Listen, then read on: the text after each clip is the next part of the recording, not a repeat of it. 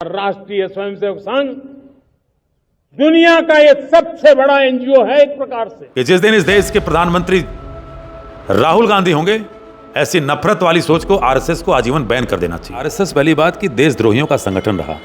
ये आजादी के पहले भी भारत की किसी भी स्वतंत्रता संघर्ष में नहीं थे। आप शायद भूल गए, पिछले दिनों अमित शाह ने राज्यसभा में कहा था कि जो हिंदू आतंकवादी नहीं हो सकता। बड़े गर्व से उन्होंने कहा था। इस स्वतंत्र भारत का तो पहला आतंकवादी नाथूराम गोडसे। उस आरएसएस के बारे में जो प्रधानमंत्री जी तारीफ कर रहे थे, मैं पूछना चाहता हूं नरेंद्र मोदी जी कि जो आरएसएस जब इसके पहले संघ प्रमुख हुए थे हेडगवार अंग्रेजों के खिलाफ क्यों नहीं लड़े? आरएसएस वही है जिसने जनसंघ को पैदा किया। आरएसएस वही जो हिंदू महासभा के भी साथ रहे। हेडगवार से लेकर के, सावरकर से लेकर के और गोलवरकर से लेकर के आजादी तक इनका क्या योगदान था? केवल और केवल ये अंग्रेजों के मुखबिर और दलाल हुआ करते थे। आरएसएस महात्मा गांधी की शहादत दिवस नहीं मनाता। ऐसे लोगों को नरेंद्र मोदी सैल्यूट कर रहे हैं। 52 साल तक तिरंगा नहीं फहराए। 2002 से ये जाकर के तिरंगा फहराना शुरू किया। और यही आरएसएस के लोग, हिंदू महासभा के लोग, बाबा साहब अम्बेडकर और पंडित जवाहरलाल नेहरू का पुतला फूके, संविधान की प्रतियां जलाई। ये आज उनका गुणगान करते नरेंद्र मोदी। आरएसएस 100 साल में एक दलित संघ प्रमुख क्यों नहीं बनाया? केवल एक चितपावन ब्राह्मण बनेंगे। पूरी तरह से मजबूत हूं कि मैं आरएसएस की कुंडली को जानता हूं।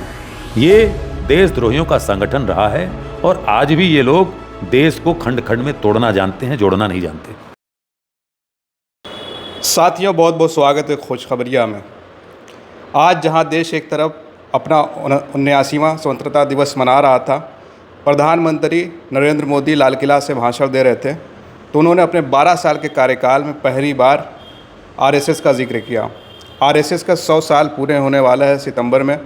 27 सितंबर 1925 को आरएसएस का संगठन का जो है जन्म हुआ था और कई सारे विवादों में आरएसएस घिरा रहा है। जब महात्मा गांधी की हत्या हुई थी तो उसके बाद सरदार पटेल ने आरएसएस पर बैन लगा दिया था। हालांकि उसके बाद बैन उड़ गया। इंदिरा गांधी की इमरजेंसी के समय भी उस पर बैन लगा, लेकिन बाद में हट गया। और आरएसएस पर 52 साल तिरंगा ना फहराने का आरोप भी लगता रहा है और सच्चाई भी है। तो इस पर बातचीत करने के लिए बनारस में मौजूद और हमारे साथ कांग्रेस पार्टी के प्रवक्ता हैं। बहुत बहुत स्वागत है आपका। धन्यवाद। आज का जो पीएम मोदी ने जो इस तरह आरएसएस का जिक्र किया 12 साल में पहली बार, कांग्रेस के तो नेताओं ने उस पर हम बोले दिया है कि संविधान और तिरंगे पर हमला है। आप इस पूरे मामले को कैसे देखते हैं? देखिए, आज प्रधानमंत्री जी का भाषण बहुत ही उबाऊ और फ्रस्ट्रेटेड रहा। उनके पूरे अब तक के प्रधानमंत्री जी के 12 साल के कार्यकाल में सबसे लंबा भाषण था और वो अपनी फ्रस्ट्रेशन का इजहार कर रहे थे। और जैसा हम सब लगातार कहते हैं, आप लोग बताते हैं बार बार कि आरएसएस नाराज़ हो गया है, मोहन भागवत ऐसे बोले, कहीं कोई नाराज़ नहीं होता। आरएसएस तो भारतीय जनता पार्टी, इनका हमेशा एक चोली दामन का साथ रहा है। इसलिए कि भारतीय जनता पार्टी का मात्र संगठन है आरएसएस।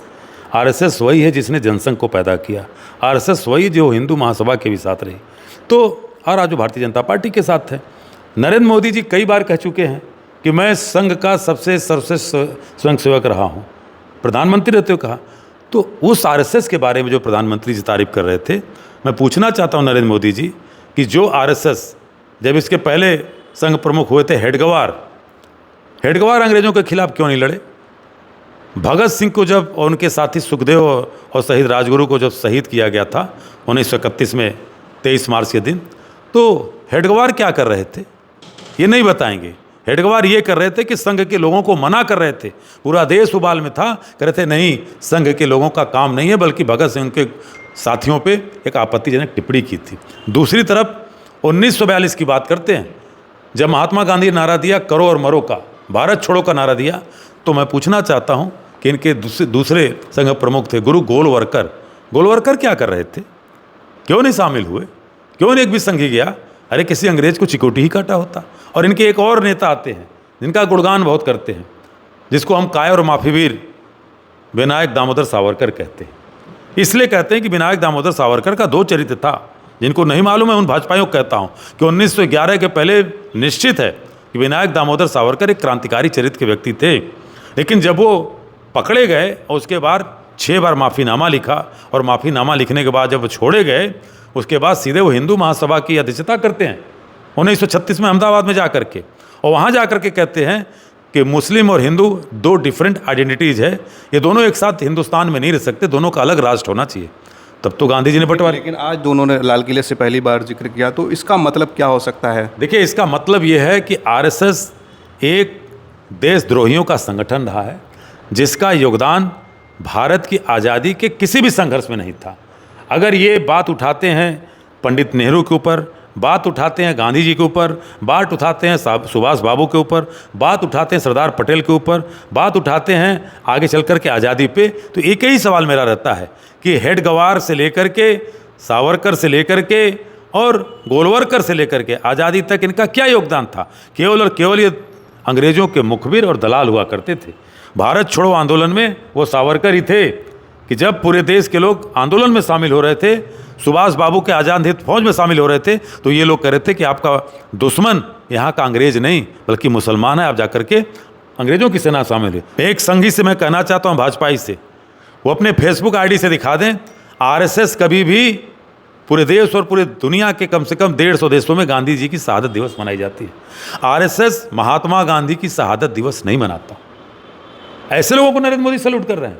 और ये वो नरेंद्र मोदी हैं जो यहीं वाराणसी में सर्व सेवा संघ, जो गांधी विचार की जन्मभूमि थी, उस गांधी विचार को दफन किया और विदेशों में जाकर के महात्मा गांधी के सामने नमन करते हैं और यहाँ आड़े में आकर के नाथूराम गोडसे को नमन करते हैं। वो आरएसएस जो नाथूराम गोडसे को पूजती है, आज भी महात्मा गांधी की शहादत दिवस नहीं मनाती। और ये लोग 52 साल तक तिरंगा नहीं फहराए। जो लोग 1929 में जब कांग्रेस का लाहौर का अधिवेशन हुआ था, जहां पे हमने भारत का राष्ट्रीय ध्वज तिरंगा अपनाया था, तो 1930 में हेडगवार ने कहा था अपने लोगों को एक अमुक दिन की कि आप अपना राष्ट्रीय ध्वज भगवा फहराइए, और आप भगवा फहराएंगे तो एक दिन ये आएगा कि पूरे देश के लोग भगवा को राष्ट्रीय ध्वज मानेंगे। जिन्होंने तिरंगे को कहा, गुरु गोलवरकर ने कहा कि ये तिरंगा अशुभ का प्रतीक है, ये 3 रंग अशुभ के प्रतीक हैं, तो उस समय देश के लौह पुरुष सरदार वल्लभ भाई पटेल ने कहा कि कैसी नीच सोच है, ये 3 रंग अशुभ के कैसे प्रतीक हो सकते हैं? आज तो सोच बदल गई, मान तो रहे ना आज। नहीं माने।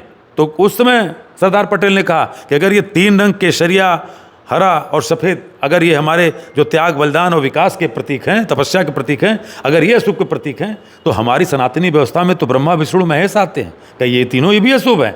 इसका जवाब नहीं दे पाए। 52 साल बाद ये तिरंगा कब फहराते हैं? आपको बता दूं कि 2001 में नागपुर के कार्यालय पे 3 नौजवान, जिनका नाम था बाबा मेड़े, दिलीप चटवानी, रमेश कलम्बे, इन तीनों नौजवानों में गणतंत्र दिवस के दिन 26 जनवरी को झंडा फहराया। तो झंडा फहराने पे, राष्ट्रीय ध्वज फहराने पे तो आज भी बच्चों को स्कूलों में मिठाइयाँ मिलती हैं। इनको मिठाइयाँ नहीं मिली। आरएसएस ने इनके ऊपर मुकदमा किया और यह मुकदमा करने के बाद 2011 में ये बाइज्जत बरी हुए और कोर्ट ने ये कहा कि नहीं, जब इनकी किरकिरी होने लगी तो उनको बाइज्जत तो बरी किया ही, तब ये 2002 से ये जाकर के तिरंगा फहराना शुरू किए। ये लोग जो राष्ट्रपिता महात्मा गांधी की शहादत दिवस नहीं मनाते, जो तिरंगे को राष्ट्रीय ध्वज नहीं मानते, और सब छोड़ दीजिए साहब, जब हमारा देश का संविधान लागू हुआ तो ऑर्गेनाइजर ने चौथे दिन 26 नवंबर 1949 को जब संविधान बना तो चौथे दिन ऑर्गेनाइजर ने इसका विरोध किया, और यही आरएसएस के लोग, हिंदू महासभा के लोग, बाबा साहब अम्बेडकर और पंडित जवाहरलाल नेहरू का पुतला फूके, संविधान की प्रतियां जलाई। ये आज उनका गुणगान करते नरेंद्र मोदी। तो निश्चित है कि प्रधानमंत्री की मंशा आज स्पष्ट हो गई है कि आरएसएस की विचारधारा के तहत 100 सालों में जो विचारधारा इस देश को नहीं तोड़ पाई, वो आगे भी नहीं तोड़ पाएगी। और मैं एक चीज़ चेतावनी के साथ कहता हूँ कि विष रूपी पौधा जहाँ फलता है ना, वो विष उस पौधे को, उस पेड़ को ही खाता है, और आरएसएस का विष आज नहीं तो कल इस आरएसएस को भी खाएगा, ये देश को नहीं खा पाएगा। लेकिन जब आप लोगों की सरकार रही, 2 बार बैन लगा, हट गया, तो उस पर हमेशा के लिए बैन क्यों नहीं लग पाया? देखिए, ये मेरा एक अलग दृष्टिकोण है, क्योंकि मैं एक लिबरल सोच का व्यक्ति हूँ, और पंडित नेहरू ने क्या कहा था वो थोड़ा मैं कोट करके बोलना चाहता हूँ कि उनका आइडिया ऑफ इंडिया क्या था। वो इंग्लिश में उन्होंने कहा था कि India is a great and ancient civilisation, we have a rich heritage to be proud of, but we must also look the future and build a new India that is strong, prosperous and just for all. ये पंडित नेहरू की सोच थी, इसलिए उस liberal सोच के तहत ban लगा। बिल्कुल नाथूराम गोडसे का संबंध कहाँ से था, सब कुछ खुल के आया। आज तो प्रधानमंत्री पूजा करते हैं। फिर जब माफ़ी मांग के कोई व्यक्ति कहता है कि हम राजनीति में भाग नहीं लेंगे, हम ये नहीं करेंगे, फिर आया इंदिरा जी के समय हुआ, फिर माफ़ी मांगी, और मैं अब फिर कह रहा हूँ कि तीसरी बार आरएसएस को समाप्त होना है, और इंतजार, सरकार आएगी तो बैन लगाएंगे, इंतजार करिए। बिल्कुल इस चीज़ को तो मैं कहता हूँ कि जिस दिन इस देश के प्रधानमंत्री राहुल गांधी होंगे, ऐसी नफरत वाली सोच को, आरएसएस को आजीवन बैन कर देना चाहिए। बंद ही करना सबसे बड़ा उचित उपाय होगा कि आने वाली पीढ़ी को एक हम विकसित राष्ट्र, एक हम शांति के पथ पे बढ़ने वाला राष्ट्र दे के जाएंगे। ये नफरत वाला राष्ट्र हम नहीं देना चाहते। संजीव जी, आपने अभी कहा कि राहुल गांधी अगर प्रधानमंत्री बनते हैं तो आरएसएस पर बैन लगना चाहिए। क्यों लगना चाहिए, कुछ वजह तो बताइए। बैन इसलिए लगना चाहिए कि देखिए, आरएसएस पहली बात कि देशद्रोहियों का संगठन रहा। ये आज़ादी के पहले भी भारत की किसी भी स्वतंत्रता संघर्ष में नहीं थे, और आज़ाद भारत से अब तक जो 100 वर्ष का उनका जीवन काल है, उस 100 वर्ष में ये पूरी तरह से एक मनुवादी सामंतवादी सोच के लोग रहे। इन्होंने दलितों का, आदिवासियों का, अल्पसंख्यकों का कहीं भी कोई विकास के नाम पे कोई काम नहीं किया। आज अगर कुछ किया होता है, इनकी सोच होती, तो आरएसएस 100 साल में एक दलित संघ प्रमुख क्यों नहीं बनाया? केवल एक चित्पावन ब्राह्मण बनेंगे। दुर्संजोग से एक बार प्रोफेसर राजेंद्र सिंह रज्जू भैया बन गए। क्यों भाई? उत्तर प्रदेश बिहार के पांडे, चौबे, तिवारी, उपाध्याय ये ब्राह्मण नहीं दिखते? उत्तर प्रदेश बिहार का दलित नहीं दिखता, पिछड़ा नहीं दिखता? ये कांग्रेस तय करेगी कि कौन अध्यक्ष बने, किस जाति का बने? कांग्रेस तो कोई तय नहीं करेगी। आपने एक बात और कही कि आरएसएस जो है देशद्रोहियों का संगठन रहा है। इसकी क्या, किस बिना पर आप ये कह रहे हैं? देखिए, इसलिए रहा है कि जब आज़ादी के पहले संघर्ष हुए, भगत सिंह उनके साथियों को जब फांसी के तख्ते पे चढ़ाया गया, तो हेडगवार ने अपने संघ के शिष्यों को मना किया कि इसके आंदोलन में न जाओ। ये उनके लिए आपत्तिजनक शब्द दिए थे भगत सिंह के लिए, मैं वो बोल नहीं सकता। 42 के आंदोलन में, जहाँ भारत छोड़ो आंदोलन की शुरुआत होने के पहले पूर्व संध्या पे जब बड़े नेता गांधी जी, पटेल और नेहरू, तमाम ऐसे बड़े नेता गिरफ्तार हो गए, तो संघ के लोग अंग्रेज़ों की सेना में सावरकर शामिल कराने की कोशिश कर रहे थे। संघ के लोग जब 1934 में गांधी जी पे हमला हुआ था, पहला हमला हुआ था जिसमें आरएसएस के लोग शामिल थे। 6वें हमले में गांधी जी की हत्या हुई। उस समय तो कोई पाकिस्तान की बात नहीं थी। संघ के लोग इसलिए देशद्रोही थे कि जब सावरकर 1936 में हिंदू महासभा की अध्यक्षता अहमदाबाद में करते हुए करे थे कि हिंदू और मुसलमान भारत में एक साथ नहीं रह सकते, तो ये जिन्ना के साथ मिले होते।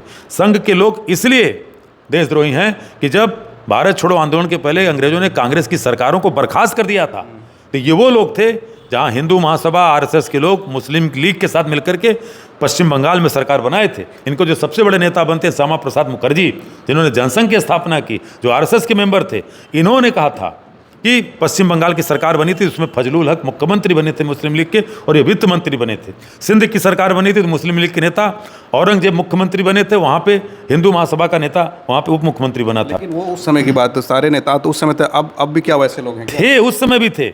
जब भारत छोड़ो आंदोलन शुरुआत हो रही थी, 8 अगस्त की रात को गिरफ्तार कर लिए गए थे, तो आपको बहुत दुख के साथ कहता हूं कि श्यामा प्रसाद मुखर्जी ने पश्चिम बंगाल के गवर्नर को, मैं भाजपा एक संघी को कहता हूं कि जाकर के गूगल करके देख लेना, जुलाई के अंतिम सप्ताह में पश्चिम बंगाल के गवर्नर को चिट्ठी लिखी श्यामा प्रसाद मुखर्जी ने कि ये उदंड कांग्रेसियों का आंदोलन है, भारत छोड़ो आंदोलन, इसको जल्द से जल्द कुचल दिया जाए। हमें किसी प्रकार की और आज़ादी नहीं चाहिए गवर्नर महोदय, हमें जो आज़ादी मिली वही पर्याप्त है। ये श्यामा प्रसाद मुखर्जी तो ये देशद्रोही न थे, इतना ही छोड़ दीजिए।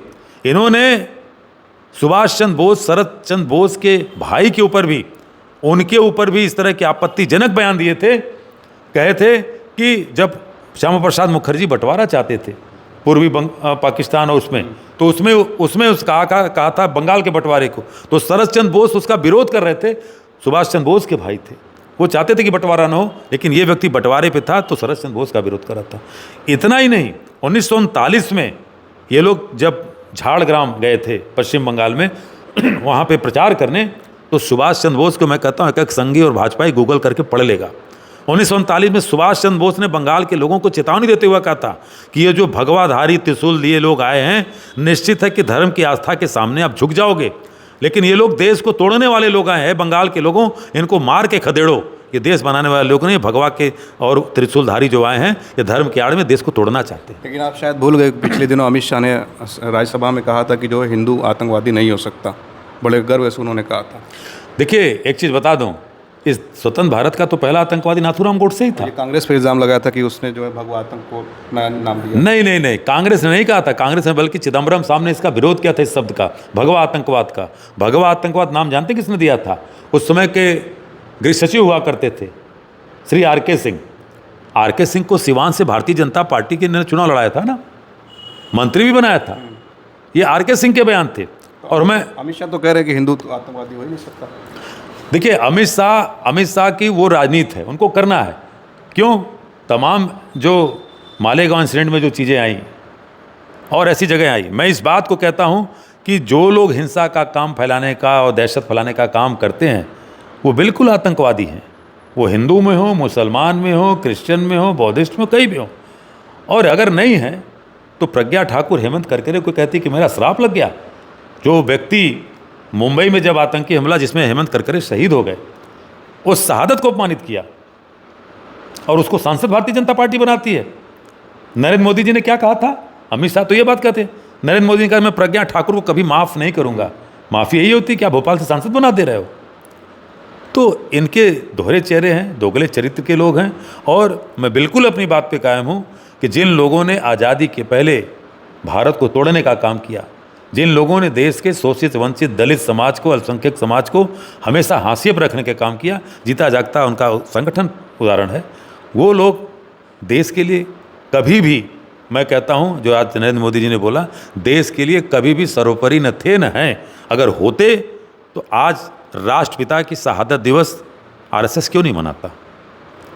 छोड़ दीजिए आप राष्ट्रपिता को राष्ट्रपिता मत कहिए। नरेंद्र मोदी जी, अमित शाह जी, पूरी कैबिनेट नमन करती है ना। आरएसएस क्यों नहीं नमन करता है 30 जनवरी को? इसलिए कि ये लोग गांधी की विचारधारा को नहीं मानते। तो इसलिए मैं पूरी तरह से अपनी बात पे पूरी तरह से मजबूत हूँ कि मैं आरएसएस की कुंडली को जानता हूँ। ये देशद्रोहियों का संगठन रहा है और आज भी ये लोग देश को खंड खंड में तोड़ना जानते हैं, जोड़ना नहीं जानते। मतलब बैन लगने के बाद जब दोबारा अनबैन हुआ, आपके नेताओं भी कई सारे लोग ऐसे हैं जो नर्म रवैया रखते थे। प्रणब मुखर्जी खुद नागपुर उनके कार्यक्रम में गए थे आरएसएस के। देखिए, ऐसे तमाम लोग, मैंने कहा ना कि हमारे नेता राहुल गांधी जी ने इस चीज़ को कहा है और मैं भी उस चीज़ से बहुत फेडअप रहा हूँ कि कुछ संघी विचारधारा के लोग कांग्रेस में थे, इसमें कोई दो राय नहीं। कांग्रेस अपनी अंदर की गलतियों को हमारे नेता ने स्वीकार किया है, हम लोग मानते हैं। तो वो लोग चिन्हित होते जा रहे हैं और निकलते जा रहे हैं। तमाम ऐसे मौके आए। भाई, आज आधी भारतीय जनता पार्टी संघ की विचारधारा रखे वाले जो कांग्रेसी हुआ करते तो आज भाजपा में हैं। एक एक का नाम गिन लीजिए। ज्योतिरादित्य सिंधिया से लेकर के जगदम्बिका पाल से लेकर के तमाम ऐसे नाम हैं जिनको कांग्रेस ने बहुत कुछ दिया। आज वहाँ क्या है, एक चपरासी की भूमिका में है। तो शुक्रिया हमसे बातचीत करने के लिए। हम बात कर रहे थे कांग्रेस पार्टी के प्रवक्ता संजीव सिंह से। और प्रधानमंत्री नरेंद्र मोदी ने जो लाल किले से भाषण दिया है, अब पहली बार जो है आरएसएस का जिक्र किया है। कहीं ना कहीं वो बड़ा मैसेज देना चाह रहे हैं और लोगों के बीच आरएसएस को जो है चर्चा का विषय बनाना चाह रहे हैं। तो कांग्रेस ने उसका जवाब दिया है। कांग्रेस की तरफ से आया कि ये संविधान और तिरंगे पर हमला है। और इन्होंने एक बहुत बड़ी बात कही, संजीव सिंह ने, शायद आपने वो भी नोट किया हो, कि राहुल गांधी अगर भारत के प्रधानमंत्री बनते हैं, सरकार बदलती है, तो आरएसएस पर बैन लगाना चाहिए। आप इस पूरे मामले पर क्या सोचते हैं? अपनी राय ज़रूर कमेंट करें। आप देख रहे थे खोज खबरिया। बनारस से मैं उबैद, बहुत बहुत शुक्रिया।